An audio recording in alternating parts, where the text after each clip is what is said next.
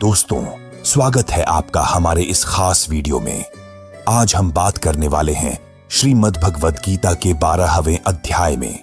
इसमें श्री कृष्ण ने हमें सच्चे योगी के गुण, भक्ति के अनमोल रास्ते और जीवन को बेहतर बनाने के लिए गहराई से समझाया है। अगर आप जानना चाहते हैं कि एक सच्चे भक्त और योगी के क्या लक्षण होते हैं और कैसे हम अपने जीवन में भक्ति को एक नई दिशा दे सकते हैं, तो इस वीडियो को अंत तक जरूर देखें। तैयार हो जाइए इस अध्याय के हर पहलू को जानने के लिए। तो चलिए शुरू करते हैं। अर्जुन उवाच एवं सतत युक्ता ये भक्तास्त्वां पर्युपास्ते ये चाप्यक्षरम व्यक्तं तेषां के योग वित्तमा। अर्जुन इस श्लोक में एक ऐसा प्रश्न करते हैं जो हम सबके मन में कभी न कभी आता है। कुछ प्रेमी भक्त कृष्ण के भजन और ध्यान में डूबे रहते हैं, उनके सगुण रूप की पूजा करते हैं। वहीं कुछ भक्त निराकार अविनाशी ब्रह्म की उपासना में लीन रहते हैं, जिसे सच्चिदानंद कहा गया है। अब अर्जुन जानना चाहते हैं कि इन दोनों भक्ति मार्गों में श्रेष्ठ कौन है। कृष्ण, जिन्हें हम उनके सगुण रूप में जानते हैं, और ब्रह्म जो निर्गुण है और हम सब में है। इन दो भक्ति पथों में कृष्ण किसे अधिक मानते हैं। श्री भगवान उवाच मय्या वेश्य मनो ये मां नित्य युक्ता उपास्ते श्रद्धया पर्योपेतास्ते में युक्त तमामता। श्री भगवान ने कहा कि जो लोग अपने मन को मुझ में लगाकर निरंतर मेरी भक्ति में लगे रहते हैं, वे मुझे सबसे प्रिय हैं। ऐसे भक्तजन जो श्रद्धा से मेरे सगुण रूप की पूजा करते हैं, उन्हें मैं उत्तम योगी मानता हूं। बंसी बजाने वाला, रास रचाने वाला यह कृष्ण का सगुण रूप है, जहां उनके पास एक आकार और पहचान है जो उन्हें उनके गुणों से परिभाषित करता है।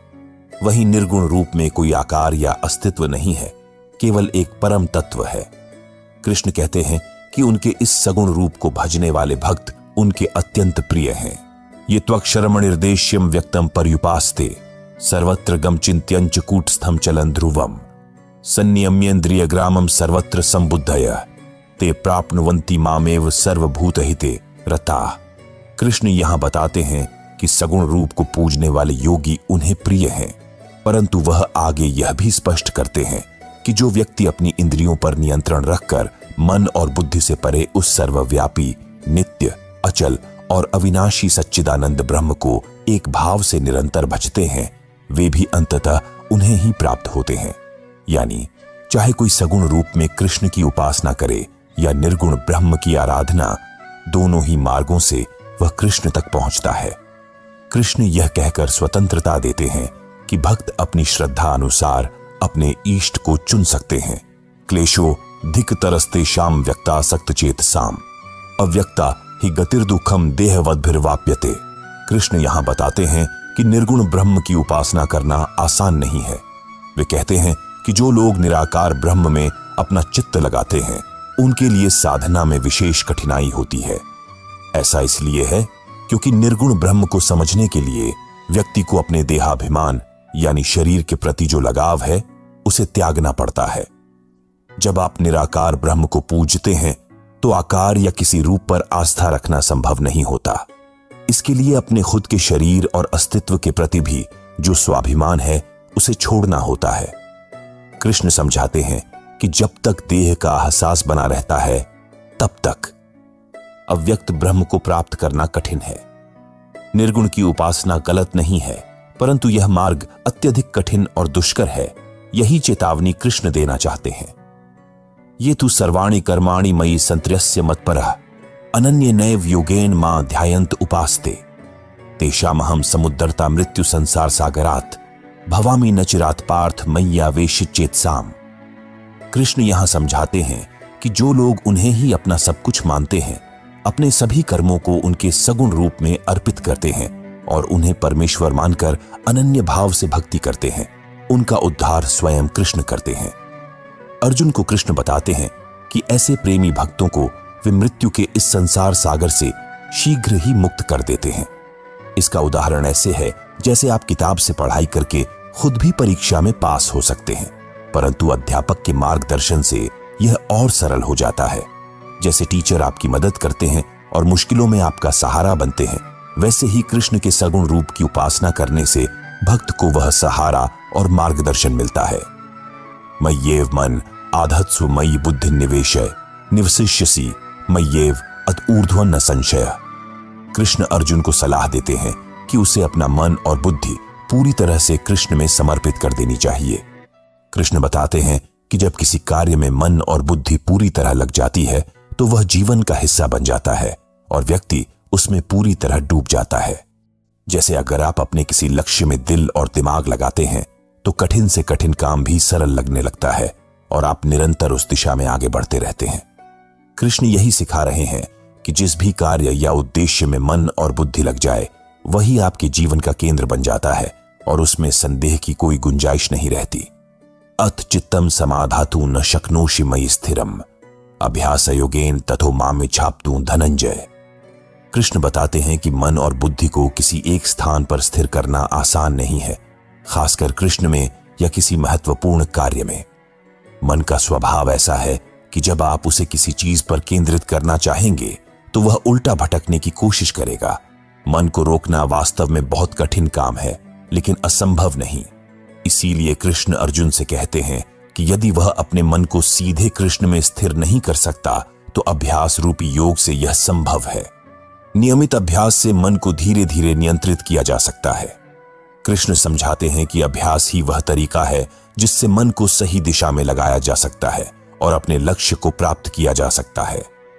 अभ्यासेप्यसमर्थोसि मत्कर्म परमो भव मदर्थमपि कर्माणि कुर्वन् सिद्धिं वाप्स्यसि।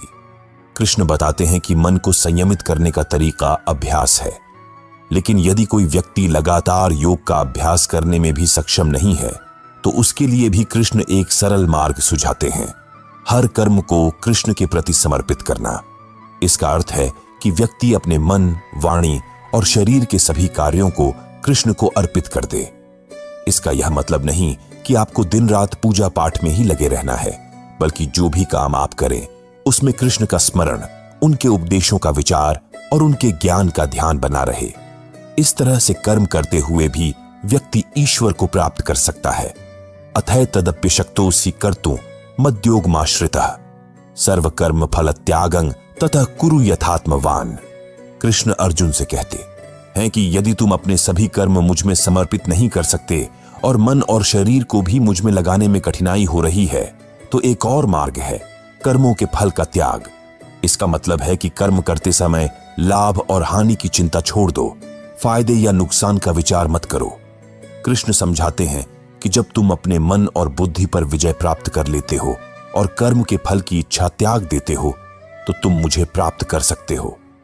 यदि हम कर्म करते समय लाभ हानि के बारे में न सोचें तो मन में बुरे विचार उत्पन्न ही नहीं होंगे, क्योंकि मन में गलत विचारों का उदय लालच से ही होता है। श्रेयो हि ज्ञानमभ्यासात् ज्ञानाद्धयानं विशिष्यते ध्यानात् कर्म फल त्यागस्त्यागात् शान्तिरनन्तरम्।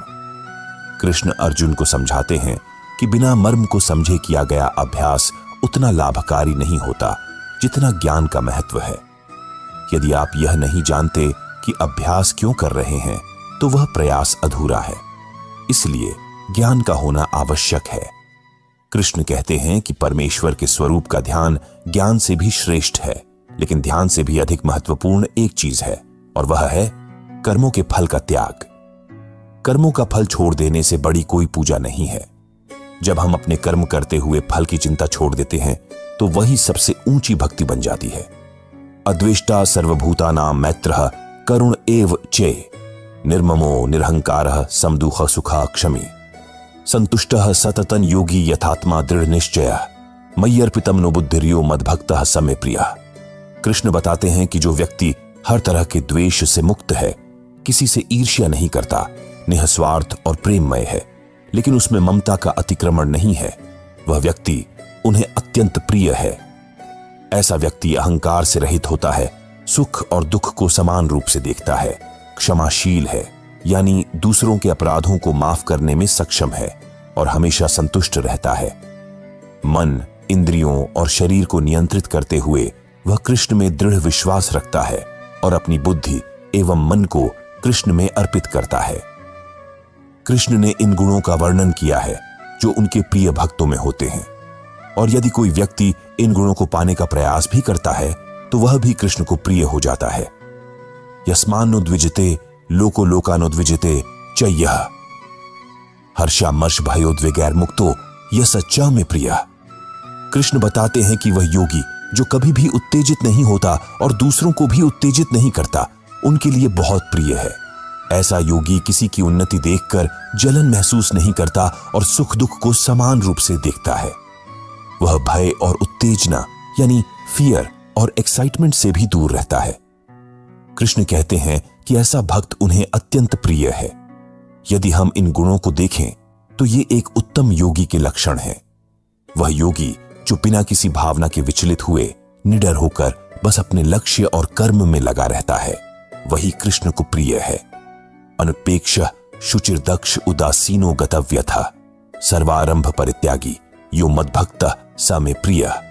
कृष्ण बताते हैं कि एक सच्चे योगी को आकांक्षा यानी एम्बिशन से मुक्त होना चाहिए।